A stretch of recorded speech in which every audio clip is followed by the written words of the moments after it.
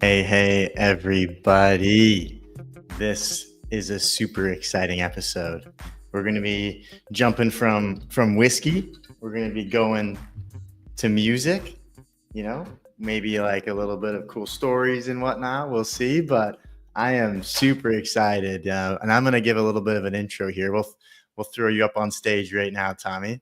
And you're an award-winning, multi-platinum selling music producer, songwriter, artist, DJ, tech entrepreneur, investor, and public speaking, TV presenting, the whiskey maker. I just like, I'm blown away. And you have this concept You of forgot astronaut. You forgot astronaut. No, I'm joking. astronaut, There's gone to plenty of space things. and back. You know, Yeah. brought some moon rocks back, and you have this theme of harmony through mixology. You've been into a lot of different experiences and done a lot of different things. So I started with hyping you up real, really good start. And then also, I forgot to mention, I think what's really cool too is having done work with people like Michael Jackson, Coldplay, Kanye West, Janet Jackson, Miley Cyrus, like the 9 billion songs or 9 billion streams, sorry, that you've had. That's like about 1 billion more than all the people on earth. So hats off to you on that. So we're starting really pumping you up here. Yeah, it's well, look, it's a great honor to be here, and it's a great privilege as well. You guys do a fantastic job in showcasing all these different aspects of Web3 and the people in it. So I'm blessed to be here, man. I've had a blessed life, so I'm the first to admit it. I don't do anything differently. I just go out there and ask the right questions and do the right things. So it's a lot. In fact, a lot of time I do the wrong things. And but we don't talk about those things. No one ever wants to know about those things. It's they want to know about the few odd times that you manage to score the goal. That's the important thing. Right. Those are into the lessons and the experiences. But yeah, I just wanted to start with this broad hype of it all, and I'm excited to go deeper into a couple of these different sub threads, which a lot of them center around this core focus of community, which is everything that we're all about. So I think just to start, like, what did I miss? Is there anything from your bio that you feel like applies more to community, to Web3, and like, what do you want to introduce yourself with a bit more detail? Yeah, thank you. I mean, the first things first is I think that as I've got older, I realized that what we actually do on this planet, so to speak, because no one knows why we're here, no one knows what the fuck we're doing here, so we might as well look after each other and might as well support each other. That's what you realize as you get older, is the more particularly if you are lucky enough to sort of attain the things that society tells you are really important, like money and a great partner and a lovely house and holidays and flash cars and that stuff. If you are able to do that, you realize that those things, as lovely as they are really immaterial, particularly when it comes to money. And it's difficult to explain that to someone who is trying to work out how to pay the rent this month.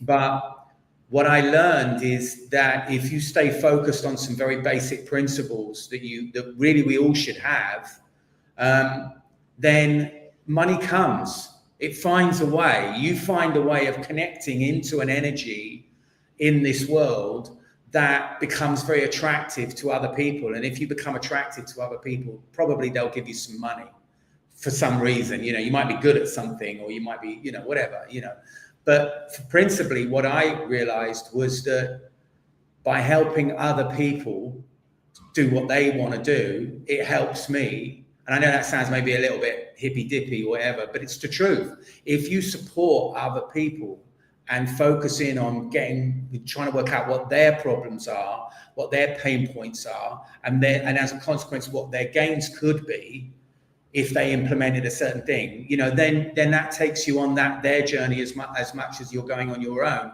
And that's really exciting. It's really exciting to be on other people's journeys, not just your own. And so, with music, for example, I learned quite quickly that I was good at making music, but I was also really good at working with people and being around other people to, finding what they wanted to do and complementing what they did. And also, I think that creativity is the number one energy in the world, whether it's love or whatever. They all come from creativity. They come from us as inside. Us human beings have this incredible energy that taps into the natural energy of the rest of the planet, but this is some weird energy that we all have together. You know, that when we come together, we create incredible things and we bring something to the table. So if I'm in a studio and I've got a drummer and a bass player and a keyboard player and a guitarist and a singer, and they're all bringing something individually to that table, but they're all bringing, then we get this collective energy where we know when something is good. And there are often times when I'll be in the studio, we'll be in the studio and I'll be with a band, for example, like that, and they'll be laying down a take. And you'll be at the end of it and you'll be sitting there going, doesn't feel it. And you go on the talk back and you go, it's good, guys, it's really good. You know, let's try a little faster. Or, you know, you try and give them some pointers that you might be able to kind of get it into the area where it's good. When they hit it, and you've got 6 individuals, maybe more, everybody knows it. And they all come running into the control room and go, let's see this back to that. And you're sitting there like, that was fucking slamming. That was amazing. Everybody knows when that thing happens. Everybody. And even if you've got the most insecure person, they'll go, you know, oh, I think I can do that bit better. But in their heart, they'll know they've got something there. They've got the building blocks for something. And that kind of energy, whether you call it, you know, in Web3 we call it community. You know, in retail they call it customers. In film and they call it audience. And in music we call it fans. It's the same thing. It's an energy that brings people together, that makes everyone go, we got it. That's a beautiful segue into like this one question that we ask all the guests. Yep. Around how do you define the word community? Yeah. Well, I mean, I will build on top of that because it's energy. It's energy. Whether, you know, it's a way of tapping into a shared understanding of how the world should be. You know, and, you know, we look around us and we're all different. You know, we're all, this is what makes the world an amazing place. But at the same time, at the heart of it, there are some real fundamental things that we all desire, which is we all need love and some company, and we need, you know, some physical experience around other people. We need some shelter. We need some clothes on our back so that when it rains, we don't get wet and we don't get sick.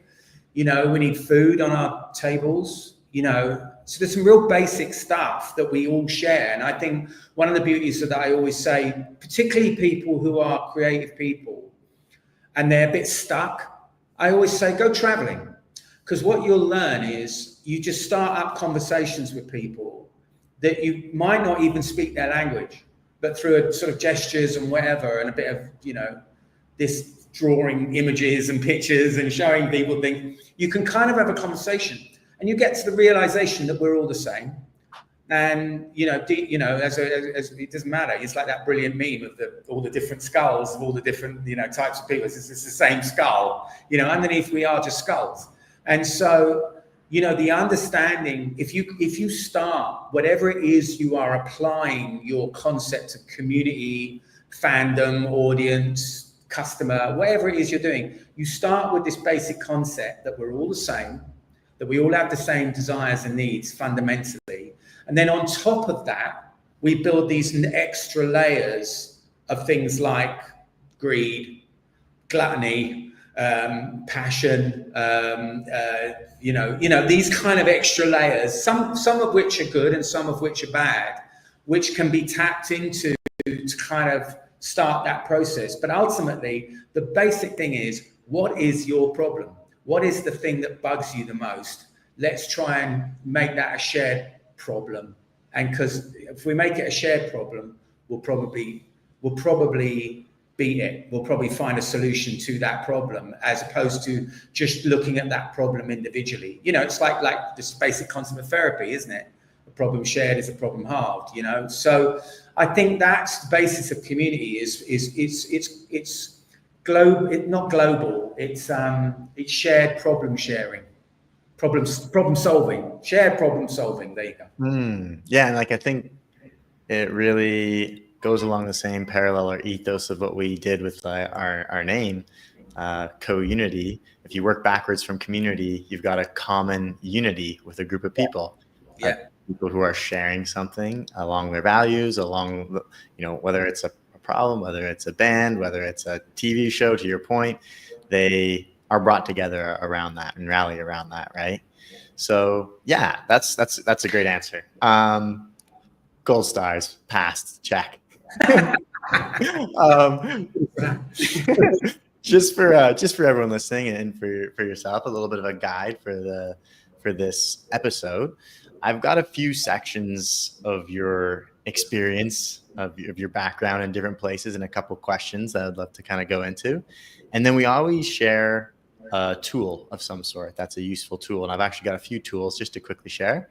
Yeah. And then I'm bringing up a framework. I always do some research on what's a good community framework, what's an acronym, what's some sort of something that people can take away and implement a little bit, or think through with their own business, or think through with their own project. And I think this one you'll specifically have a lot of ideas around it. And I usually kind of present it and then have you explain how you interpret it and what comes to the top of your mind. So we'll get to that. And then the last part is a little bit of rapid fire at the end. So it's definitely some fun stuff. But jumping into this first segment, it's right around this community element and the different sections of it. And I know in one of your talks that you had previously, you had this thing you mentioned around know your fans, that like 1%. When you think about things being broken up into that 99-1, I'm curious for you to share a little bit like deeper on that. Is there anything new that's bubbled up for you there, or do you want to like explain that a bit more?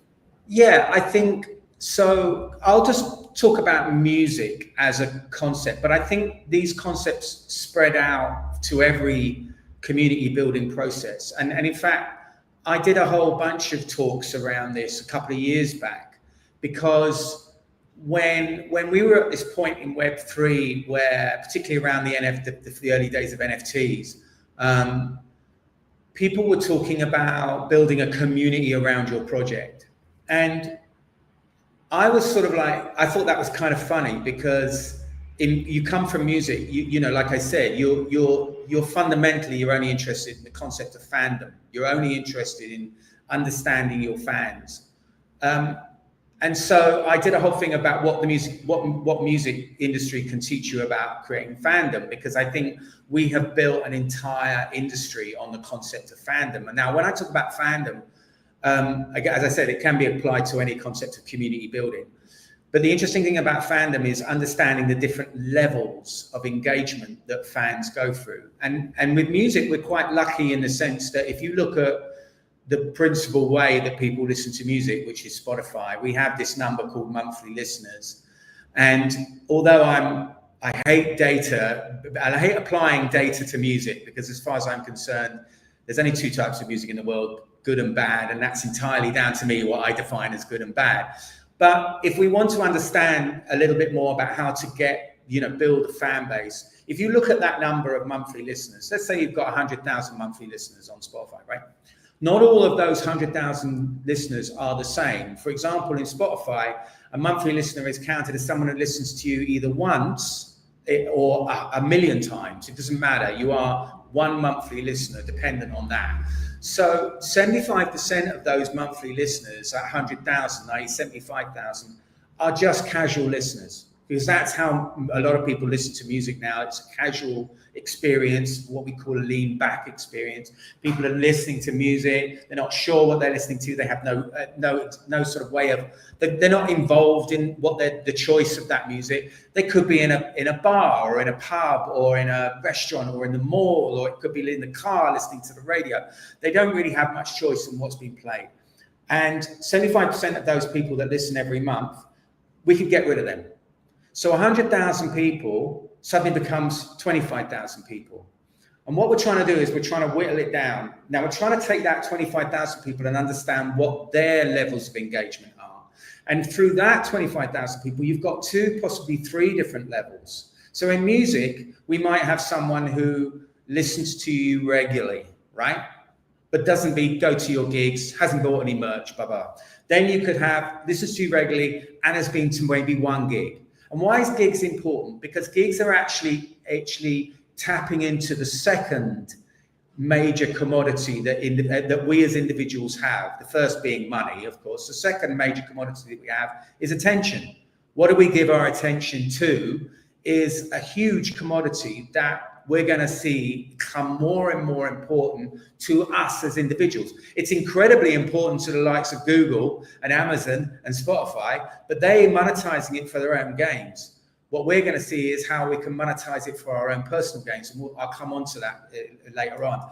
So that 25,000 people suddenly becomes a gig is an important thing. That's somebody who's actually got up off their ass, left their house, gone to the venue, spent money to get into the venue and come to see you. That's a major commitment. Okay, more than one gig suddenly becomes even more commitment. More than one gig and buying merchandise, that's an even bigger commitment. And then the last lot, which is the real super fans, the real ones that have gone to, like, they'll travel out of their own town. They might even fly to a different country to see you. They might even wait at your hotel for an off chance of getting a selfie or something like that. That accounts, that 3%, because that's what it is, that 3%, so that 3,000 of your 100,000 monthly listeners, that's a really crucial place to live. And in fact, as an artist, you only really need to worry about that 3%. It's around about 3 to 5%, depending on what kind of artist you are. So let's say it's 4%, right? That 4% is all you need to worry about. Because what you're going to do is you're going to do two things. You need to find those 4% and you need to reward them. You need to find ways of rewarding them. You need to make that then really, really visual. You need to make that really so that the rest of your fan base notice what's going on in that 4%. And they notice what's going on, and you know what? They want to be part of it. So there was a report that was done around the music industry a couple of years back by, was it Morgan Stanley? It was one of those big bankers that said that if the music industry could monetize their super fan community better, then they could unlock potentially around about $4 billion of extra revenue in the music industry. And there's a big problem in the music industry about revenue and driving revenue, and I'll come to that shortly. Now, the thing about that is so then the music industry went into overdrive once it got this report. It's like, we need to get these super fans spending more money. We need, completely missing the point. The point is not to get those super fans spending more money. They're doing enough. They don't need to spend any more money. What we need to do is we need to make those super fans feel special. And by making them feel special, they then will advertise how special they feel to their community, their world. And communities are communities. They bounce. You know, you have your community, but you're always, when you're engaging with an individual, that individual has a community. So you want that individual to go out to their community and to say, oh my God, you know, I'm a big fan of Coldplay, and Coldplay just got me this thing and it's really good. And all their community are like, oh, I want a bit of that. What do I need to do to get a bit of that? So the monetization of the superfan is not monetizing superfans. It's monetizing the next percentage, the percentage before that, the percentage that do come to your gigs, but maybe they're not like going, you know, maybe they might have bought a t-shirt once. How can you get them to buy more t-shirts, to come to more gigs, to do more social media engagement with you, to amplify you more? That's where the money is. And if we do that, what's very interesting is that 60% of the music business income for you as an artist is generated by that 3% of your monthly listeners, right? I'll say that again. 60% of your income is generated by 3% of your monthly listeners. If you can double that monthly listener engagement from 3% to 6%, you have doubled your income. You've doubled 60% of your income, right? So this is a huge thing, and people in the music industry aren't aware of that. This is the thing that made me realize why Web3 technology was the answer to a lot of the issues that I have seen and grown up with within the creative industries, which is there is not enough money being generated. People I wrote a piece on Substack. Please follow me on Substack or subscribe if you want to. You can spend your money if you want. That'd be great. I'd appreciate it, but I don't need it. But become a free subscriber. I'm writing a lot about this at the moment. And on Substack, I wrote a piece around this, which is that we need to understand how to build a new systems for creativity that support creativity, because we've got a tsunami of change coming down the road, and people don't realize it with AI, but also with everything else, with the geopolitical situation that's going on at the moment. Creativity is under threat. It is under threat. The thing that we love about what makes us human is under threat. And it's under threat because of the way it's been monetized previously. It can't continue to be monetized this way. The way that creativity has been monetized is on attention. It's attention. This thing gets more attention than something else, therefore it has more value. But we know there are loads of music artists that we love that are tiny, that do, that we find them, we hunt them out as music fans. This artist, oh my God, I just saw this artist at my local pub and they're amazing, they're brilliant. And I'm following them now and I want to help them, want to support them. Yeah, they're not number one, they're not selling millions, but does that make them any less worthy to you as an individual, to the other people? No, of course not. So we need to think about how we monetize creativity going forward. And there are many, many, many, many options and things that I have around this. But I'll come to that more. I'll shut up now and let you ask me another question. No, it's such a fascinating. I think it's not fair to call it a ramble. It was beautiful. This was super interesting. I'm really interested in this flow. We're gonna jump to token tracks, and I think that's a component of where a lot of this goes, right? And I think the statement that you even had out there was, 1,000 true fans to 100 true partners. Yeah. Right. And that's exactly what you're talking about. This, bringing someone into more of that co-creative component or rewarded component or element where they feel like more of a partner than they do like just a pawn per se or something, right? And I totally agree. The space is, I like to say, and especially in the Web3 world, I'm sure you're aware of this, with things like the Kaido yaps and snaps and like all these different mechanisms of incentivizing, tweeting. It's creating just this attention economy, right? Which is really like blowing up and everything, and people are paying KOLs a ton of money just for like a tweet, and things like this just to get eyeballs, right? There's like all this money on eyeballs, right? But then there's not as much focus on the retention economy, on like how you convert, how you bring people deeper and closer and have an element of loyalty to your brand, to your project. And that's like a core ethos of what we're working towards in different ways, different campaigns, different strategies, and tapping into it. And, I do a lot of things with community data and things like this. I totally feel you though on how music, sometimes it is pretty black and white with someone like, you like a song, you don't like a song, you feel connected. You feel like you appreciate an artist at this in one way or the other. So yeah, I'm happy to jump into the token tracks talk. If you want to give a little bit of introduction on what is it, all this, and then I've got a few specific thoughts for you as well with this, because my brother's actually a musician. Right.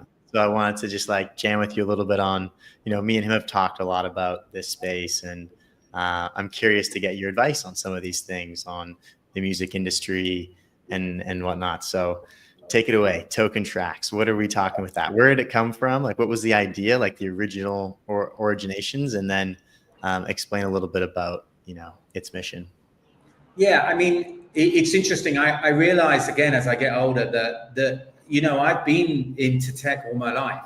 I think part of being in music is that you are surrounded. Music is a tech industry. I always say the music business is a tech business. Because music needs to travel. Otherwise, you just sit in a room somewhere strumming a guitar and singing a song or whatever, or making beats up on your laptop or whatever, So it needs to travel. And traditionally, the music industry, the traditional music industry, you needed a lot of money for that experience. You needed to go buy equipment. You needed to go into the studio to record. You needed to press it up onto vinyl or CD. You needed that vinyl to be distributed. All of that cost a lot of money. And the traditional music industry of the sort of that we saw from the sort of 40s, 50s, 60s, 70s, 80s, and 90s was very much geared around a small minority selection of people that were deemed good, were allowed to have that experience. Now, of course, I can do all of those things from my mobile phone. And that means we have a huge amount of people, 120,000 tracks going up a day on Spotify, you know, millions and millions more artists, which is wonderful. I mean, I think it's fantastic that we democratized the making of music. It's brilliant that people, I love AI music making and prompting and stuff like that. I think it's great that people can enjoy making music.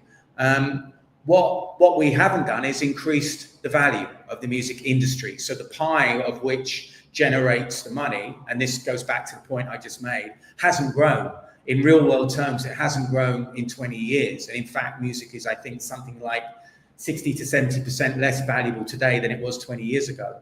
And when I say less value, I mean it just generates less money than it did 20 years ago. Why? Well, I'm not going to get into that. There's many, many reasons why. Go and read my Substacks. You'll understand why. There's a whole bunch of stuff that I've written why I believe that music is less valued now than it was, say, 20 years ago. But the thing is, the fundamental thing is that we are a tech industry. And so I've always been interested in new technologies. Many, many years ago, I flew to New York to buy an Apple Newton, which was the first handwriting recognition tablet. And it was a complete piece of shit, but I went there and bought it because I felt that if I'd learned by then that if I don't invest in new technology, I won't know how it works for me. And I can hear how it works for other people, but other people can tell me how it works for them. But you know what? It's more important. Technology is a personal relationship that you have with the technology. How does it work for me? And I became aware of Bitcoin not 2012, 2013. I couldn't understand it, didn't understand what it was about.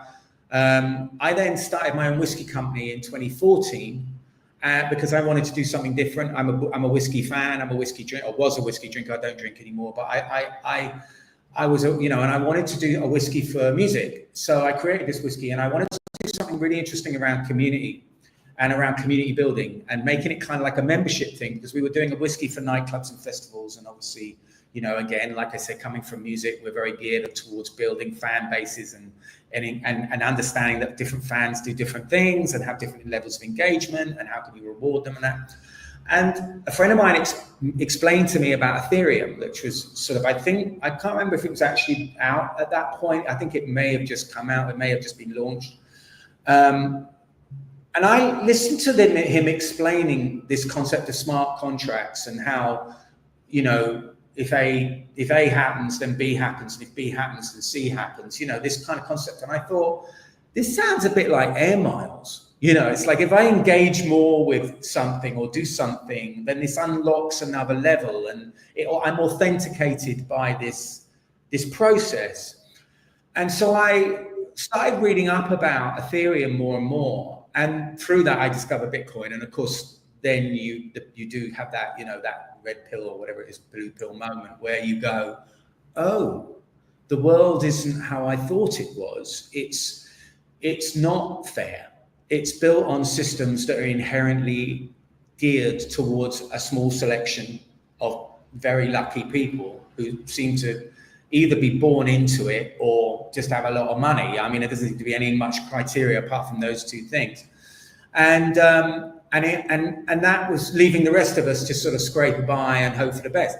And at that point, I started to get heavily into crypto, started to buy Bitcoin and Ethereum, and I started to formulate the thinking of how, and I think also, and then someone explained to me about metaverse and AI and robotics and things like that. I started through crypto, you start reading up a lot more about what's coming down the pipe, what's coming over the hill.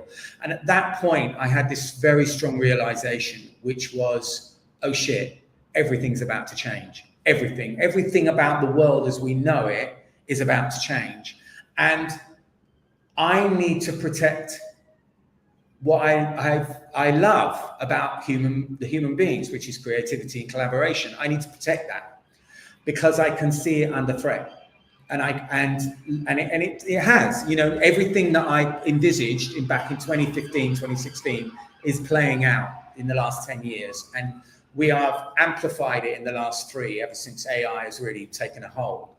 And so kind of fast forward to 2020, when COVID struck and in lockdown, I suddenly went, I need to do something about this. And by this point, I'd already was involved with the NFT world and, you know, was kind of buying a little bit.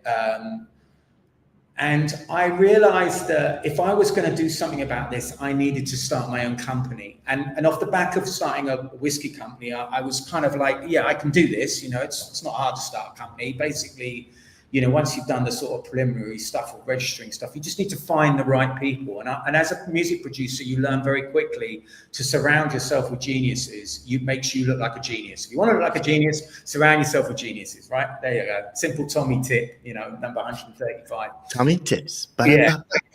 And that's the thing. So I went out and found some really clever people that understood the blockchain and crypto and know how to build it, and a couple of people that do how to build businesses, because I'm not a business builder. I'm a creative person. I'm a visionary. That's where my strengths are. Play to your strengths, kids. Know what you're good at. Know what you're shit at. And through that, we built Token Tracks. We started Token Tracks. Initially, my idea was always that we were going to be, well, certainly we were going to be an exploration company. We were going to explore this technology in regards to the creative industries. Very quickly, it was like our focus at the beginning was to be an NFT marketplace. I had this vision of like a streaming service like a Spotify, but where that could be like a more like almost like a MySpace meets Spotify, where you had these kind of individual artists could have these individual pages where you could sell tickets, you could sell merch, you could sell tracks, you could sell albums, you could sell VIP experiences, all on chain. And there would be this interconnectivity between all of these things, and it would create this kind of Air Miles-esque loyalty program where, you know, you could manage your fan base. Quite quickly, we never got there with that as a concept, because quite quickly we decided that we would pivot away from being a platform. In my mind, Web3 is not about platforms, and I have a saying which is be the platform. If we really want, it goes back to this concept of platforms, marketplaces, whatever you want to call them, same thing.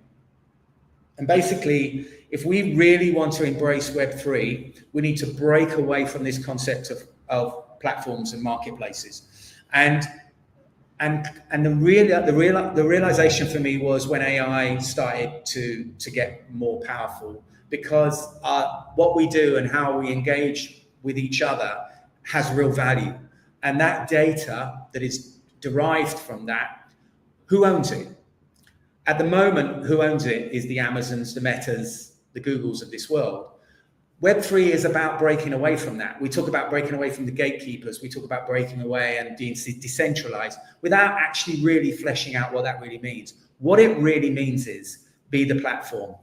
Individuals, communities need to start being more the platform, more the world that they are creating. And when I say the world, I mean the digital world, obviously. So the first thing that I always say to any artist or any brand is, do you own your domain? Do I own TommyDownloads.com or TommyD.com or, you know, whatever? Unfortunately, TommyD.com got bought. But, do you own that? Because if you don't own that, you go out and buy it. Secondly, build a website.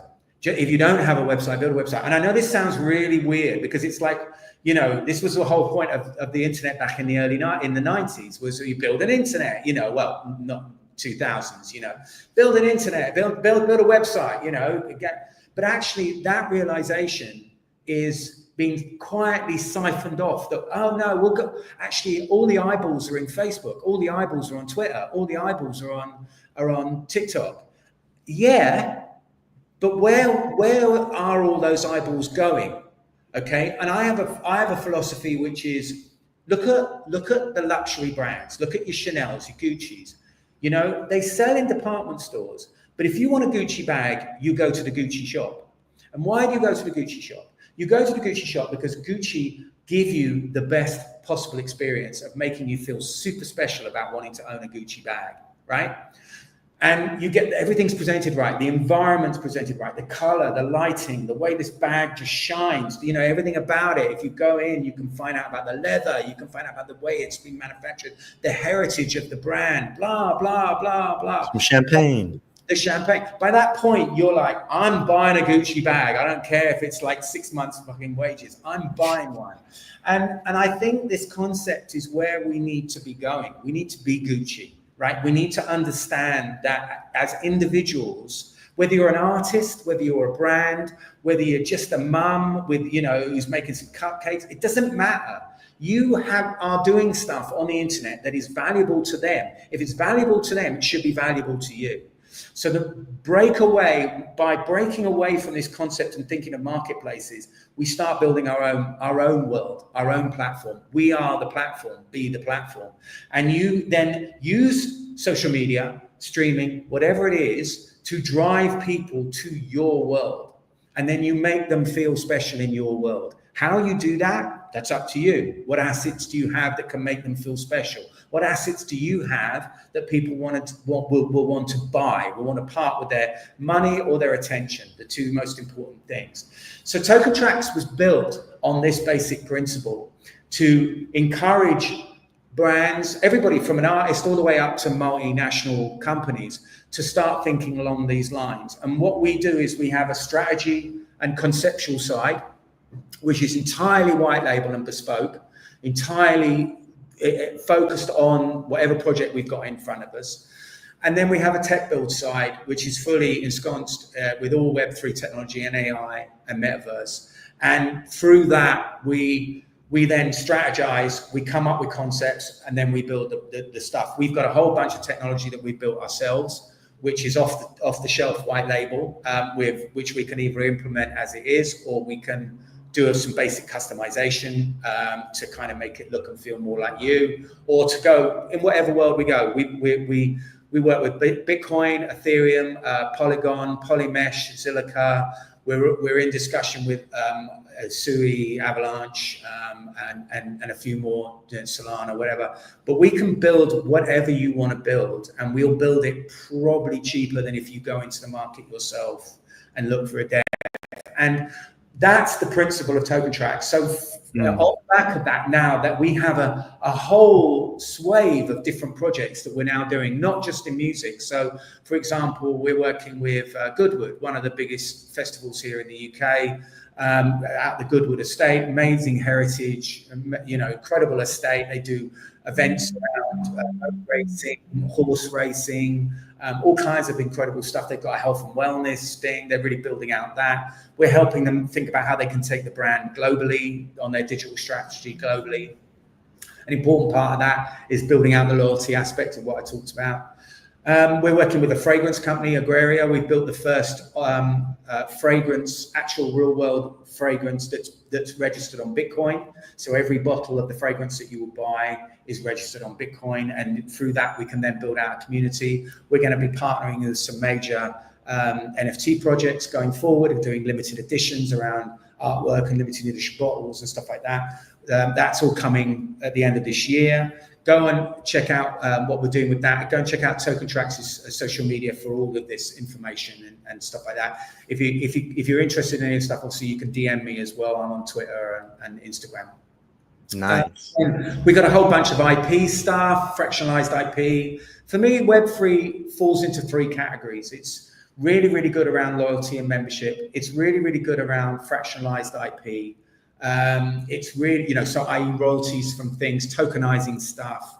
It's really, really good around authenticating data. And I think, you know, again, like I said, AI training is coming. It's going to train on everything that we do, everything that we are. That's our data. That's our engagement. We should own that. I'm working with a number of companies that are looking at ways of protecting that, whether it's music data or, you know, photo or video data.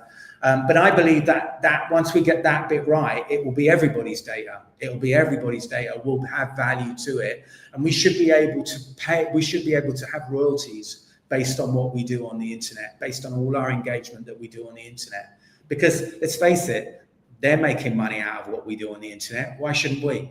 So that's the basic concepts of what we do at Token Tracks, is we think along those, apply those kind of thinking. This stuff's not going to happen overnight. It didn't. I'm old enough to remember the birth of the internet. I'm old enough to remember the birth of social media, of streaming, all of those things. Those things took years, decades to get to where they are now. And I don't see this being any different. I've always said we're on maybe a 15 to 20 year journey here, of which we're about 3 to 4 years into that, maybe 5 years if we're being optimistic.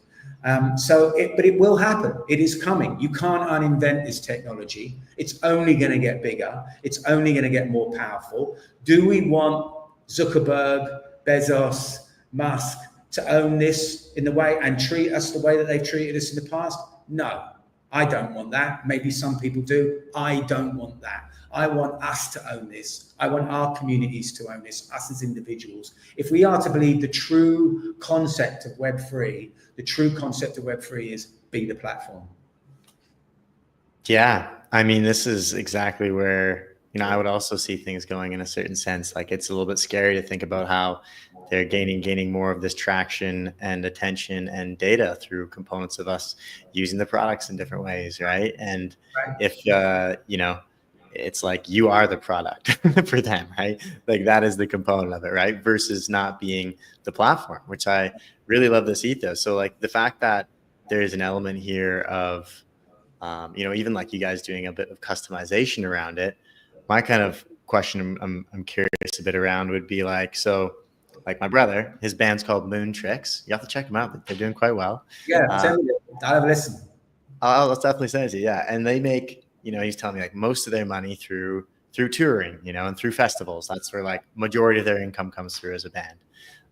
And their label is great because they like help set them up with lots of these different opportunities and things, and have helped kind of birth them into this. But obviously they take their piece. There's everyone taking their different pieces of the pies, right? In different spot, as we know, in this music industry.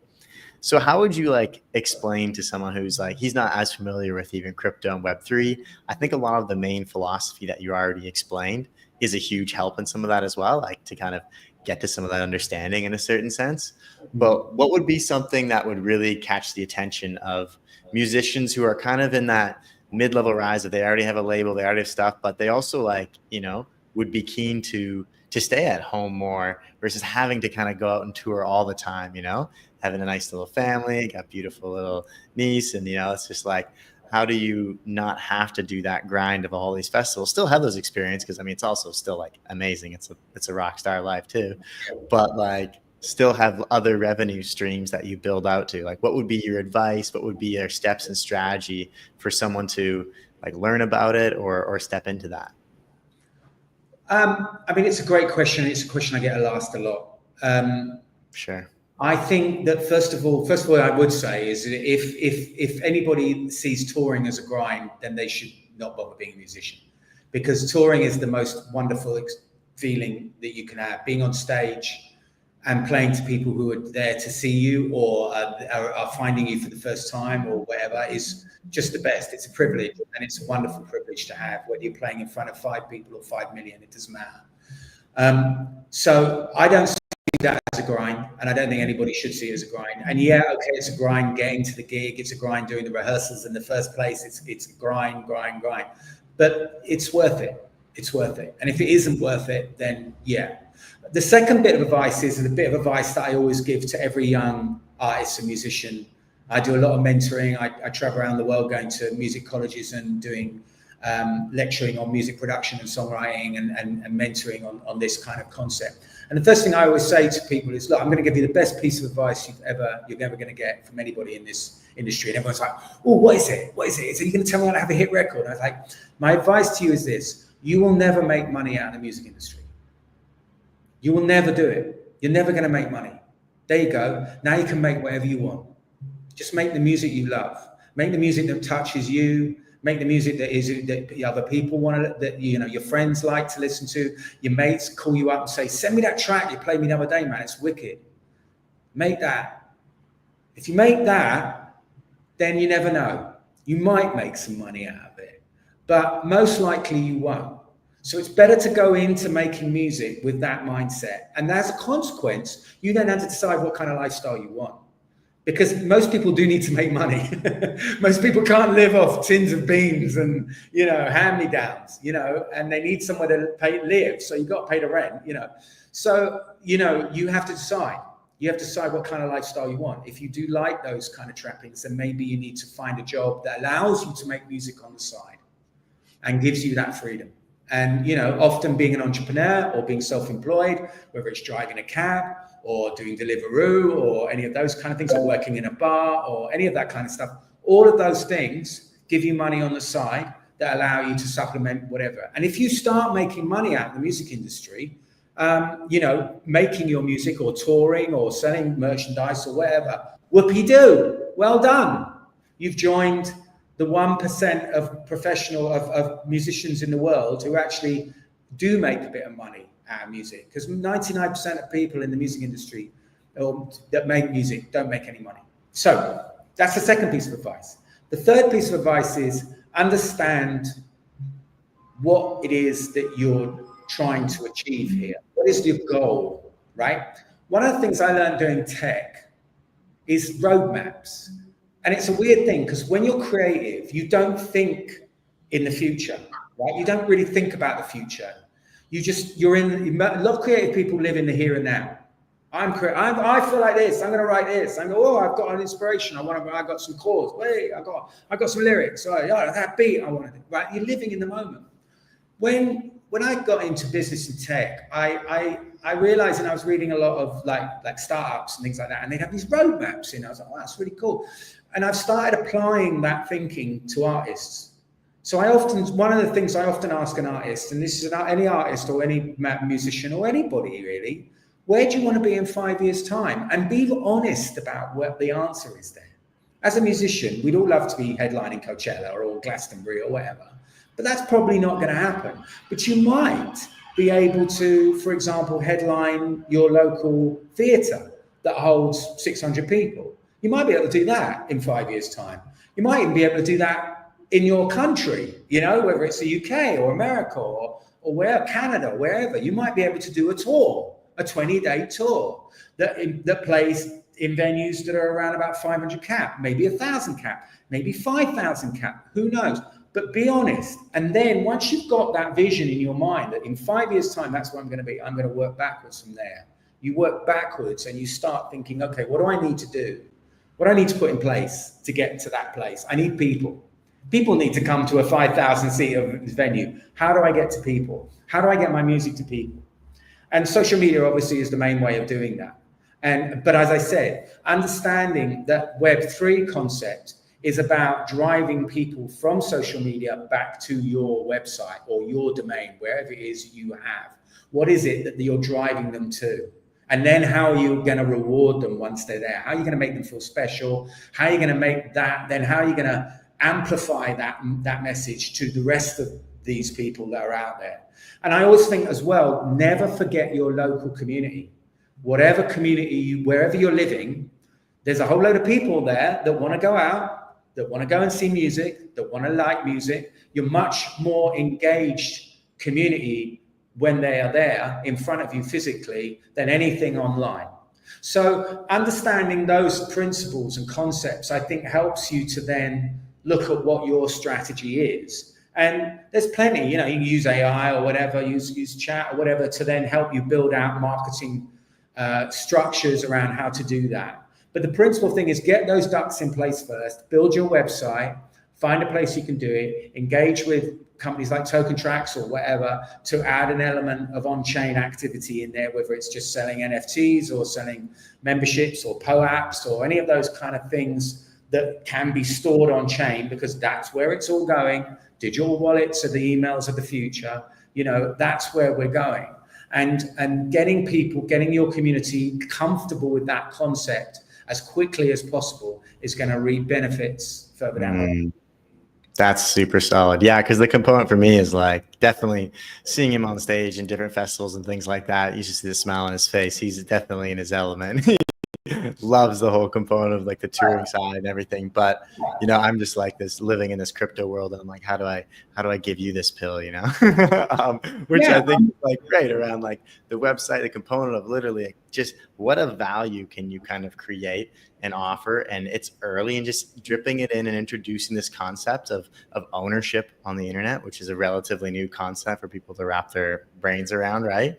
I think that's like super solid. Yeah. And I think like the other kind of merger question component of the platform that I saw a little bit is, and maybe correct me if I'm wrong, but it looked like you also have this component where you can kind of cross-pollinate artists and musicians, and you kind of bring like cover art in from certain artists, and then the musicians can like, and you build this thing of value together. And it's almost then like two platforms coming together to make something kind of super strong and solid versus obviously all of the other kind of component. Is that like something that you've seen work really well? This kind of So the principle of what we build is the Trax protocol. Everything we build is built on a Trax protocol.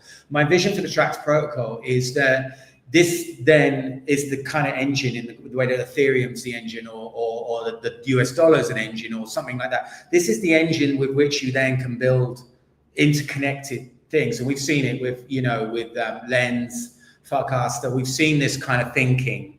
It's still very, very early days yet, but the idea of decentralization, obviously for me, is that you have these, ungoverned kind of ways that or governed by code platforms that allow you to build on top of, and there's an interconnectivity there.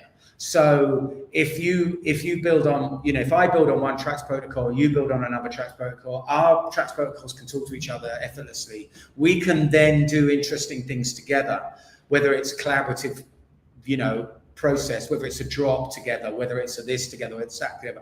We can encourage our communities to work together, and thus, build out celebrating each other's communities. And that kind of concept of like-minded thinking goes back to the very first thing that we talked about around community. What is community? It's a shared understanding around shared problems. And I think that, if we've all in music, I've got friends that make music. I would love to be able to find a way to support them, and as a consequence, I should be able to be rewarded for that support, and vice versa. I don't think we have anything like that at the moment. Well, it's all word of mouth. If I make a Spotify playlist for my mate, I don't get rewarded for that, apart from him, my mate, saying thanks very much. The artists kind of get rewarded, but they don't know that I've done that. Spotify doesn't give them the information to say that I've done that.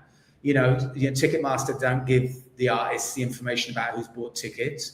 The gatekeeping that's become so endemic in this Web 2 thinking it's just got to change.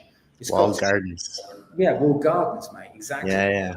No, I totally feel you. Yeah, and like I think an interesting thing happened this morning for me. I took a note on this, which is like ChatGPT went down for like an hour and a half, maybe. And I was doing something on there. I was like, oh, if my chats aren't loading, whatever. And I just quickly Googled this ChatGPT down. And there was like the whole front page of Google was full of articles that was like, ChatGPT down, blah, blah, blah. Like, what other alternatives are there for you? Other LLMs if ChatGPT is down, and like all this stuff, just like I was like, wow, the whole world really ground to a halt there. It's like they'd love us to believe that would be the case. But yeah, and I think this is like gonna get worse though, potentially, with people like really relying more and more and more. Like I think of a bit of an analogy of like the calculator too. It's like, how often do people just reach for their phone calculator, do some simple multiplication and math now versus, you used to just do that in your head. Now just writing a simple email to someone, you may even just need to be a 2-sentence thing. You'll be like, hey, ChatGPT, write me an email for this thing, right? So that you don't even have to like think as much. So I'm curious, like question around in the creative space, I still truly believe is what I think you as well, that like true creativity will always remain with the humans. And AI, I believe, is something that you can leverage. You can prompt creativity and still prompting creativity. It's still just like a tool that can leverage it in different ways, but it still really starts, at the core humanity component. So what's your thoughts on the AI space, where it's going, and creativity? I think, I think this is probably one of the most fundamental questions for everybody. I think, you know, how is these technologies going to impact on society? As I understand it, I think, you know, for starters, nobody knows really, but what we do know is that they are going to impact quite significantly on how our society is, because the more you deconstruct our society and our civilization as a whole, you understand it's built on human ability. And we only have a certain amount of processing power. We only have a certain amount of physical power. We can only be in one place at one time. Biology governs us, and that ain't changing anytime soon. You know, even though Musk would love to install Neuralinks in us all. You know, and maybe that will be an answer on some level if we are going to compete with a new alien being that is far more intelligent than us and can think for itself, which we've never had to deal with before on this planet. Maybe we're going to have to elevate ourselves in some way artificially to get up to that kind of level. What I believe is this. I believe that if you look back through history, every technical revolution has come along and scared the living shit out of people in a way that makes them think that the world is going to collapse and everything that we know is all going to die and we're all going to be killed and stuff like that. What happens is we learn to live with these things. We learn to view them as tools and we move on. Fundamentally, the reason for that is because we have in ourselves a desire to impress other human beings and a desire for us to connect with other human beings and a desire for us to procreate with other human beings. And that ain't going away. So fundamentally, we like each other. We're impressed with each other. And what tools we use to do whatever it is that we're impressed by are not really that important, right? You know, when the car was invented, they had to have a person stand in front of the car and wave a red flag to warn people that this car was coming along, the maximum speed of which was 4 miles per hour. And yeah, and now we have whole swathes of our society built around a car, particularly in America, you have the grid system, blah, blah, blah, you know, and we don't think anything of it. Totally normal. You know, more people die in cars than pretty much anything else. But that doesn't stop us banning cars, you know. And so I don't ultimately see AI as being anything different, apart from the fact that it's going to think for itself. And that bit, we don't know what that means. That's the bit that becomes very interesting. I believe we'll live alongside it. And I think we'll have this thing that's there that we can tap into. But in the meantime, we'll just carry on. I think we'll become dogs, is what I think will happen. You know, dogs are very happy. You know, they live a life. They have, you know, they get walks every now and again, and they get food given to them, and you know, they can shag other dogs and they do stuff. The sentient being that you know, us, that dominates over the dog, has some degree of control over that dog, but that dog can just run away. Can go and live with other dogs. It can go and live in the woods. You know, it doesn't have to live with us. It chooses to live with us because we give it stuff. And dogs are very interesting, the way that they are as an animal, like cats, ended up gravitating to be our friends, basically. And in fact, it's arguably they could have died out many, many hundreds of years ago had they not done that. So we need to be dogs. We need to learn that these things are going to be more intelligent than us and could end up dominating our planet in that respect. But what does that actually mean? So I think inherently we have to strip everything back down to what I said before. What is it that we are, who we are? Why do we do this? We like each other. At the heart of what we do is creativity. It is the most important energy that we have because it allows us to interact with each other and be communal. And so we have to think about, the biggest thing is, do we, and this is a really interesting question, and if anybody's watching this, maybe you write this down and you put it stick it on a Post-it note and you put it up above your computer.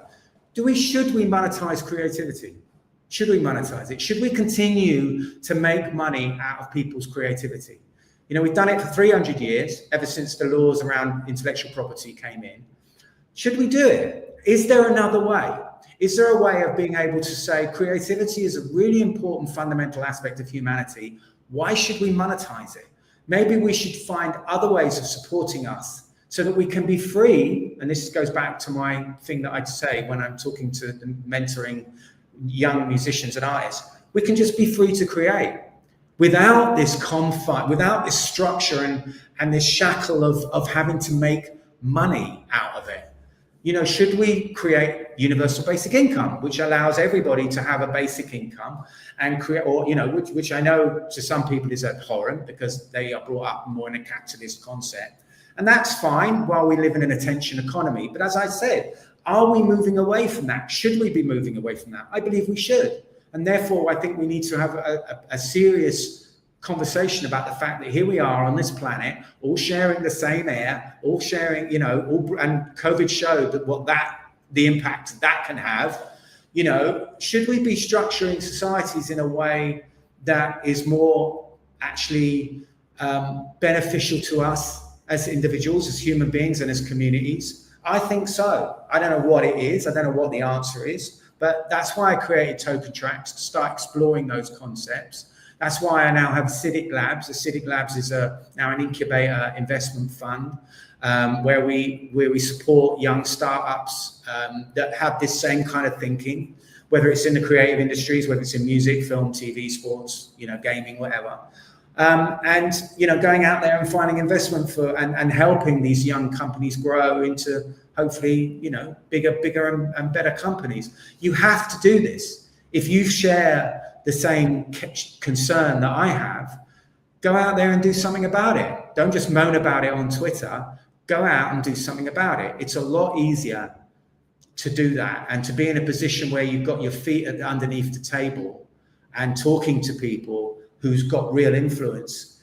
It's much easier to do that than you think. You may think it's hard. It's not. Go out there and do it. Find a team. Find some good people that share your concerns. Put together a concept, a community, a company, a fan base, whatever the fuck you want to call it. It doesn't matter. It's just a bunch of like-minded people that want to do shit.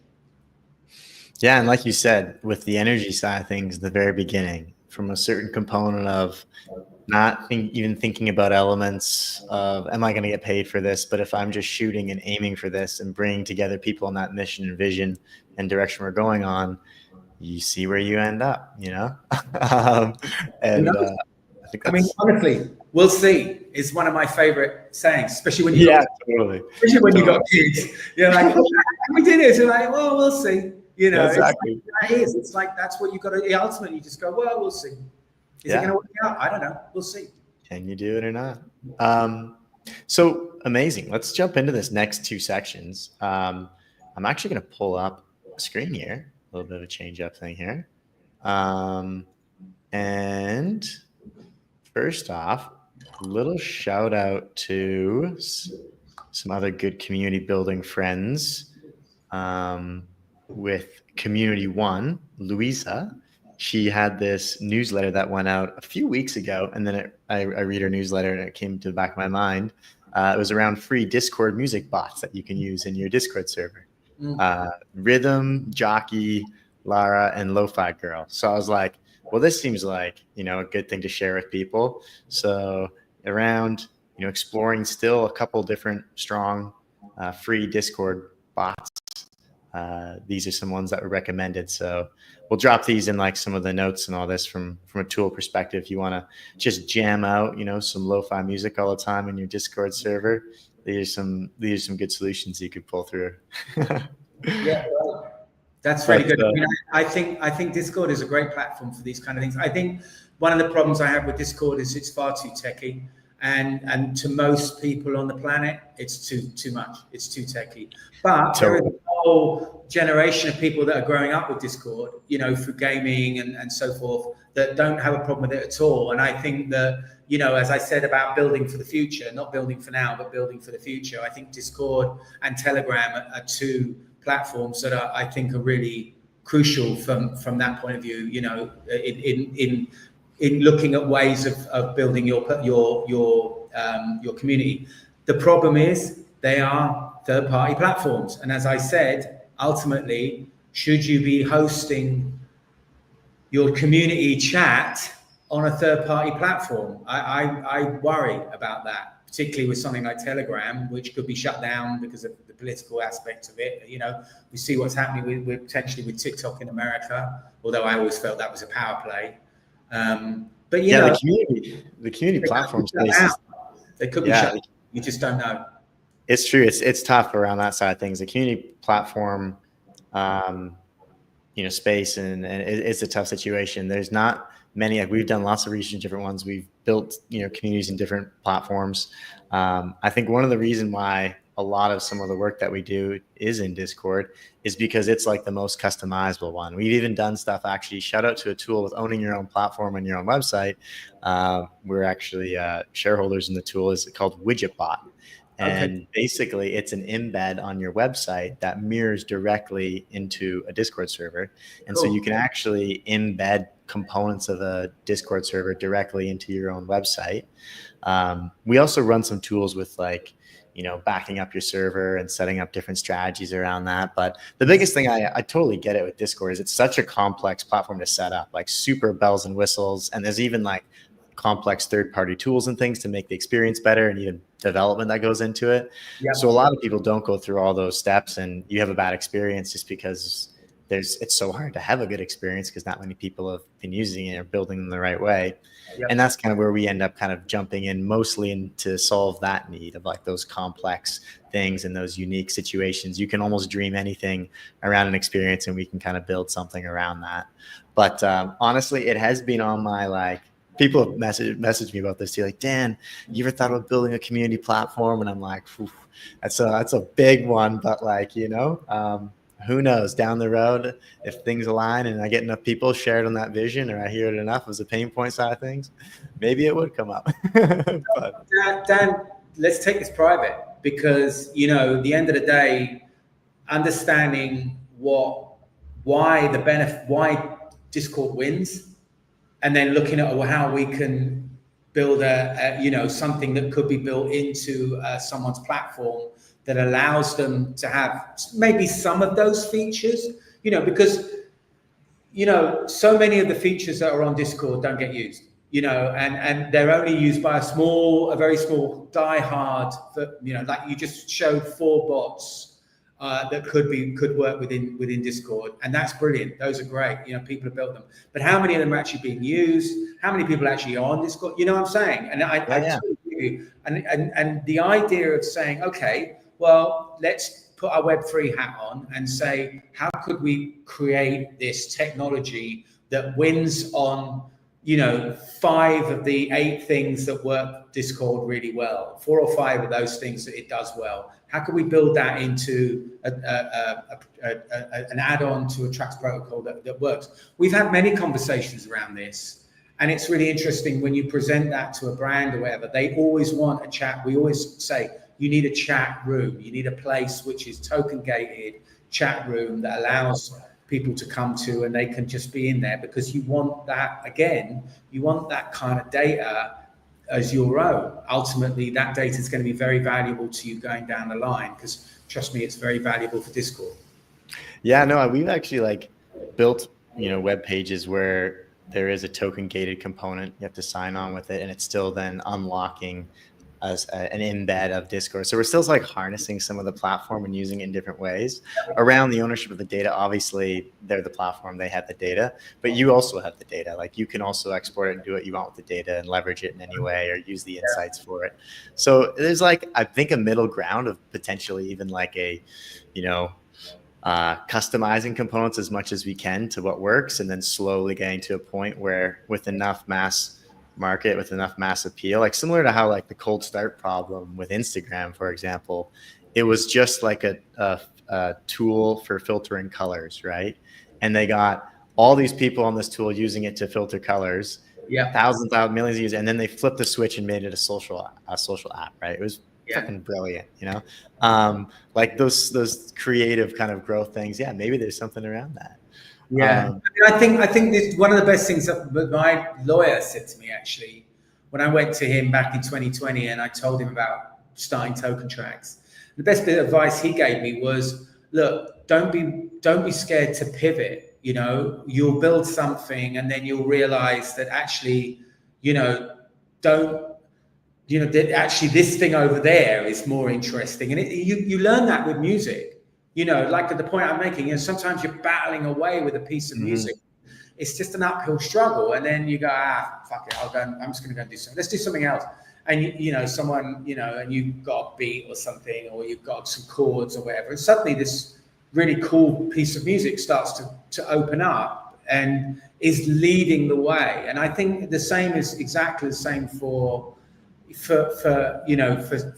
community building and anybody that's building in tech, is that you start out in one thing. Certainly in the case of Token Tracks, we started out building our own platform, and then quickly we realized, no, let's build the engine that fuels other people's platforms, and make, you know, let them do, you know, build for them so they can have their own little worlds and be the platform themselves. And that's, I think, the same kind of thinking, is that, you know, you start off in one area and then you quickly realize that there's other things that are better. Don't slog it.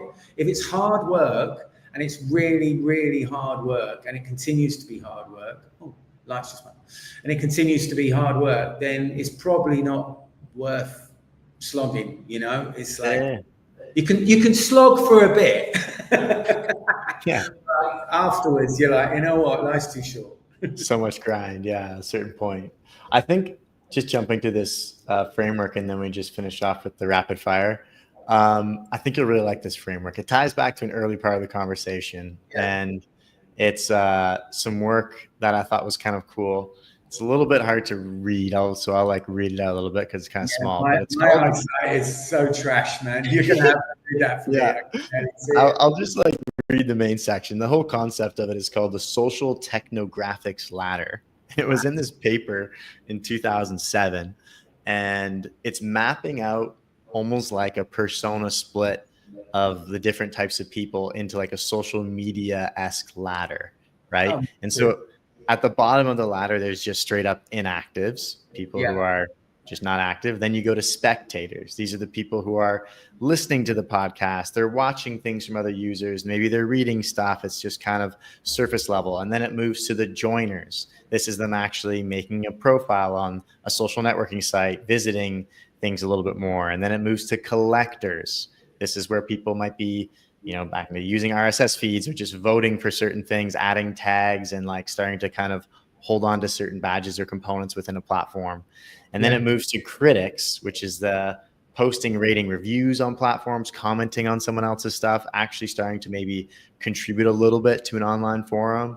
And then it moves to conversationalists. This is updating your status on different social networking sites, updates, things like this. And then finally, the top of the ladder is your creators, the ones who are, you know, uploading things they've created, sharing their music, audio, stuff like this. And I think it's fascinating, this whole PDF, which was like, and you'll see a lot of this description in a certain sense also is like a little bit kind of, you know, like talking about only social platform mentioned here is Twitter, and they're talking about RSS feeds. So, you know, it's a little bit more of like an old school thing. Definitely. And this is like the old PDF it came from, but I love digging this stuff up when I'm doing research. And I thought it was interesting because one of the things they mentioned is that there's a consistent crawl of people slowly kind of moving up the ladder. We're getting more and more creators. People are becoming more, you know, entrepreneurial. They're wanting to own a little bit of a piece of things. Like this was me in college too. I was side hustling. Like I was like trying to learn affiliate marketing. I tried drop shipping. I lost money on that. I tried all sorts of things that just like, you know, failed in different ways. Right. But, you know, really, I just learned a lot in that whole process and finding like what would be the next thing. Right.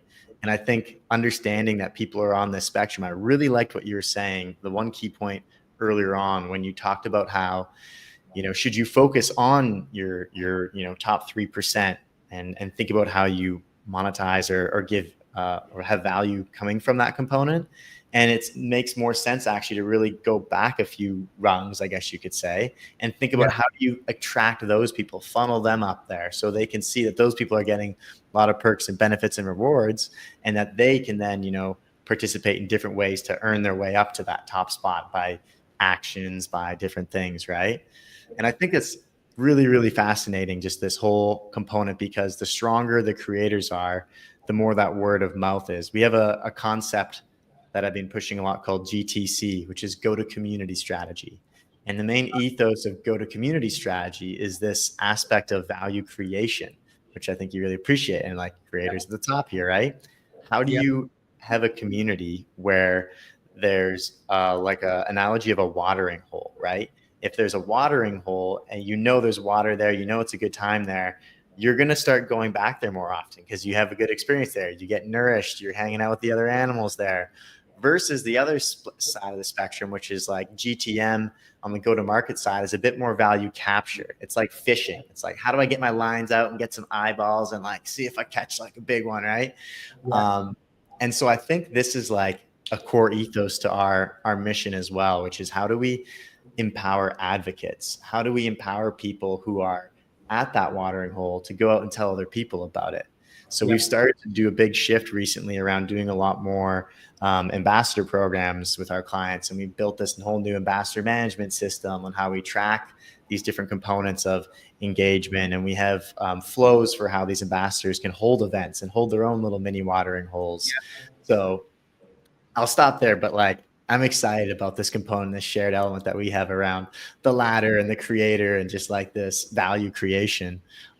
What bubbles to the top of your brain as I'm like talking about this model and talking about this ethos? Well, I think the most important thing is I mean, amazing that you're thinking this way and building these things, and that first and foremost is the crucial thing. It's brilliant that you are thinking this way and building this stuff, because I think where we're at with Web3, again, to use the analogy, is 4 or 5 years ago, you had to be really techie to understand things like Ethereum and smart contracts and gas prices, and it was too much.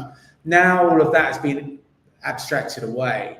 What we now need to do within this space is to focus on real world examples where this is actually benefiting people more than whether it's an email or a credit card sort of login. You can do that, but I alluded to this point about digital wallets and why digital wallets are the center of this new world, because everything gets stored in that digital wallet. And so wherever you go, wherever you bounce around, you're taking your value metric with you.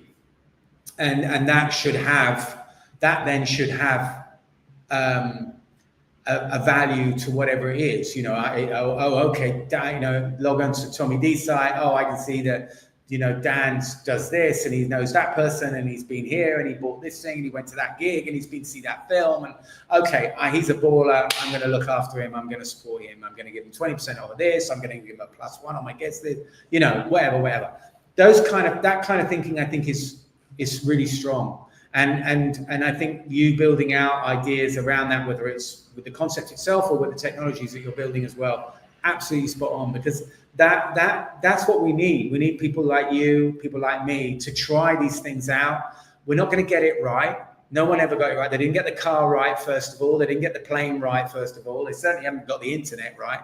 So, we're still working on all of these things to make them better for us as a whole. And that's what we, if you don't go, it's like I said earlier, if you don't go and do this shit, then really you haven't got a leg to stand on, really. You can moan about it all you like, but, put your money where your mouth is and go and do it.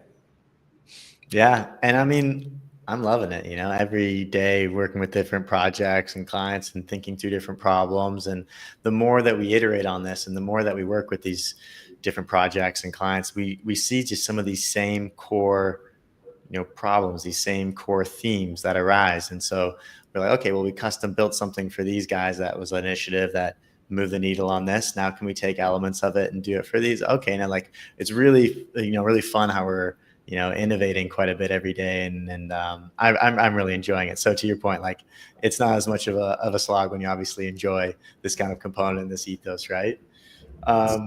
As they Well, say, cool. you know, if you do something you enjoy, you'll never work a day's life in your life or whatever it is. I mean, there's an element of truth in that. But the thing is that when you put your energy into something that you feel passionately about and that you can see has a tangible reward, and that reward is never money. Trust me, it really isn't. Money's nice, it really is. But it's never money. It's always, is it connecting with people? Is it solving some people's problems? Are you seeing some genuinely benefit? Are you seeing benefits being created from this energy that you're extolling? That's always what it is. Because trust me, even if you do make money, and there are people in the world that are only obsessed with money. Fair enough. That's, you know, we need everybody in this world to make the world the way it is. There are, but that isn't the thing. If you're a creative person, you're far more interested in creating than you are making money. Really, you know, money's nice, but as I say, it comes with the territory if you do something good. No, yeah, and it's part of, like, to your point, like thinking more on the journeys than the destinations, right? And I think at our core principle, you've mentioned this a few times. I think I've got that book. I'm about halfway through on Audible. I'm always juggling different books, but like a book called Belonging, right? And it's a community book all around this core principle of belonging, and it talks a little bit about the New Zealand All Blacks and, like, you know, their kind of core ethos on how they weren't the best players, they weren't whatever, but they had this like really tight culture on how they just became such a strong, you know, sports teams, which, you know, I really love. But and yeah, so there's still obviously components. You got to find your time to unplug from different things. You know, I go do paragliding. I like to ski. I like to surf. You know, it's some fun stuff. You got to, like, you know. Your generation are mad, mate. We never did any of that. We went down a pub and got drunk. That's what we did.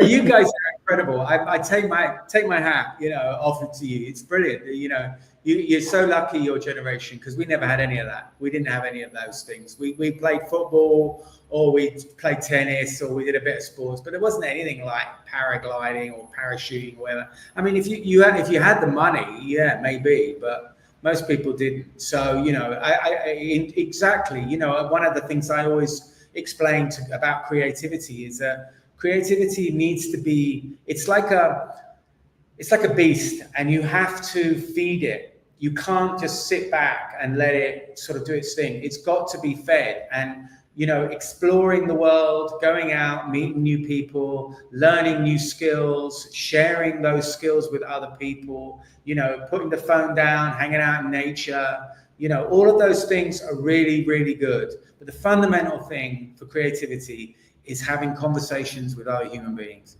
because through that, you learn more about yourself, you learn about the world around you, you learn about the shared interests, the shared desires. So the more you can get out there, and you need to get out there, you know, it's not the same having them on social media. You've got to get out there and meet people. You know, I think 70% of communication comes from physicality, the tone of your voice, your body language, all of those things that get lost, you know, online, you know, particularly if you're just dealing with text. You know, what people are saying only accounts for 30% of the impact. Get out there, you know, and at the same time, support your local community. Go and support the bars, the restaurants, you know, all these places that are social places, particularly the music venues. Every music venue in the world at the moment is struggling. Go out there and support the music venues. Don't spend $1,000 on a fucking Taylor Swift ticket. Go and spend $1,000 on watching 20 or 30 bands. And, you know, within that might be the next Taylor Swift. And you'll be able to say to all your friends, I saw her when she was in front of 5 people, you know? I love that. Use your money wisely and your attention even more wisely. Yeah, man. I hope maybe sometime we can go swing to the pub and meet each other IRL or at a music venue. Who knows? Are you coming here at all, Dan? Are you coming to the UK? I sometimes pass through. Yeah. I haven't spent a lot of time there. And you're based, where are you based? You said you're based in Tulsa, right? You say no, currently in Lisbon. Oh, fine. Then I'll just see you at the next NFC then next year. Yeah, exactly. Yeah. I just was in Lisbon again, actually. I went on holiday to Portugal. I had a great time. Loved it. Nice. I've got a vision that I'm planning, working towards, which is to build a creative center in the countryside in Portugal. Ooh. Where people can come and come together and do creative stuff, like write songs or, you know, do hackathons or stuff like that. Together. So I'm working towards that. That's my vision. Beautiful. Well, all right, then just to wrap us up, then we've got 4 or 5 just little fun rapid fire questions, 1 or 2 word answers. Try and pull the top thing off your head and see how quickly you can answer it. What Might is be difficult. I know. All right, here we go. What is the most underrated asset that a fan actually wants? A one-word answer: their attention. Mm-hmm. You know, your attention. What is it? You know, they if, as an artist, they want your attention. They want to be noticed. They want to be closer to, you know, the artist. And obviously the artist wants their attention. So attention is the number one thing. What's your favorite music/studio toy? My eyelids, because music is a listening thing. So shut your eyes off and listen. That's beautiful. Who's a creator or an artist you want to shout out who you think is ahead of the curve right now? Oh, easily. Sound of Fractures, Jamie Reddington. He's brilliant. He's a good friend. He actually is a lecturer at Westminster University, but he makes beautiful electronic music. And he is at the forefront. He's experimenting with so many different things. His concept he did with us called Wild Awake was a brilliant idea. You know, we both share this concept of scenes. So Sound of Fractures, brilliant. Nice. I think we, you mentioned you don't drink much anymore. I was curious around whiskey. I think we know it was probably your favorite one, but what would be your second favorite whiskey? My favorite whiskey is 808 because it was mine. And it is the second favorite. An amazing whiskey. It's amazing. It really is. It's so easy to drink. And that's probably one of the reasons why I don't drink anymore. My journey around drinking just came to an end. That's it. Didn't have a problem with anything. I just came to the end. I decided I wasn't going to drink anymore. My second favorite whiskey, that's difficult. I would say probably, ironically, Jack Daniels, because it's always was my drink of choice, because that was really the only whiskey that you can get everywhere, bourbon that you could get everywhere. But I love Pappy Van Winkle. The 15-year-old Pappy Van Winkle it's just like amber nectar. It's an amazing, amazing bourbon. And then, you know, I'm not a big fan of the big heavy malts, ironically enough. I prefer the softer, smoother, like Irish whiskies and stuff like that. Mm-hmm. But bourbons were always my drink of choice. All right, last question here. Who's a mentor or a model in this space that you get value from and you would maybe point people towards to learn more about music and Web3? Well, definitely Jamie again. But I think, you know, I think from a point of view of someone who, as an artist who has embraced this technology and really embraced the concept of building community, Violetta Zeroni is head and shoulders above everybody else. You know, she's one of the first artists to really engage with the community on a weekly basis, which I think is very good. As an artist, go and check out what she's done. But you know, how do you spell it? Violetta, Violetta, Violetta, and then Zeroni, Zirona or I can't remember. Violetta Zeroni. Probably I. But there are many artists, you know, people like Emma Miller, Josh Savage, Sammy Arriaga. There's a lot of actually artists in the music NFT space that have continued quietly to keep beavering away and doing really cool things with their collectors, showcasing how collectors can really feel the benefit of being a collector. You know, we've seen many NFT projects come and go, but a lot of the music artists are still here doing stuff. So go and check out all the music NFT artists that are in this space, and you know, try and buy their NFTs, because it is the most direct way of artists being able to make a living. Awesome. Well, you know what? I'm just curious now, as we're wrapping up here, is there any, I mean, this was such a fun conversation. I really enjoyed this time. This was really great. Like new ideas when you were talking on different threads there. I had my own little like ideation and little mini epiphanies. So this was really great for me. So I really appreciate your time on this. I know we went a little bit longer and over too, but I think it was worth it. It was great. Yeah. Is there anything you want to leave and share with everybody? Any sort of conclusion, some advice or anything? Well, thank you. Go and follow me, obviously, on in social media, and follow me on Substack, which is where I'm doing a lot of the writing at the moment, where my thinking is at. Please reach out to me if you've got any questions, or you're interested in working with token tracks or exploring more about this area.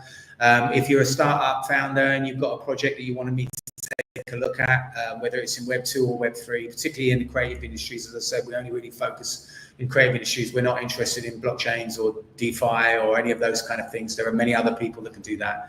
We're interested in exploring the avenues of creativity and technology. Then reach out to me around that. And I run a Twitter space every Monday. It's the longest running regular music and arts Web3 Twitter space. I've been doing it since October 21. On Mondays on Twitter. I try and do it every Monday. I haven't done it last Monday because it's my birthday. This Monday is my wife's birthday, so I won't be doing this. Happy belated birthday! I know, and my daughter's is 2 days before me, so I won't be doing it this Monday. But I am normally there every Monday. Come and have a chat. Come up to there, ask questions, whatever. That's a great way of doing it. And I think the most important thing I would just say is, don't be scared to make mistakes. In music, you have to learn to be shit. Everybody starts shit, and it doesn't matter what you're doing. You start crap. You're never quite sure how the fingers work for a guitar or on a piano, or what Ableton does or whatever. You just need to go and do it. And it's difficult for a lot of people in this generation because they're judged so much on social media. Fortunately, I come from a pre-social media generation, so we were a bit more courageous, I think, than a lot of people. But having said that, I see people in your generation all the time doing incredible stuff and not giving a shit about anything. And I love that. Don't worry about it. Just get on with it. They won't remember the failures, but they will remember the great stuff. That's the key. As I said, I've made loads of rubbish tracks, but I've made a couple that everyone talks about, and that I'm blessed for that. And I'm blessed to have those in my life and my legacy, and I'll be long gone and people will still be listening to that music. But just try and aim for that. Try and aim to make a mark. And don't worry, money. If you do that, money will come. Mm-hmm. It's like a byproduct at that point. This is a beautiful message. What a way to close us. Thank you so much. This is been a real pleasure. Really a real pleasure to host you. Community with Co-Unity. We've been diving into everything in this community theme and fun topics, even with the whiskey and the music and tokenization, NFTs, streaming rights, all that fun stuff. So really enjoyed the conversation, TommyD. I'll catch you later. Thank you very much, and yeah, well done to you guys as well. And let's build some shit together, mate. Let's do it. Love it. I'll catch you in the backstage. Take care.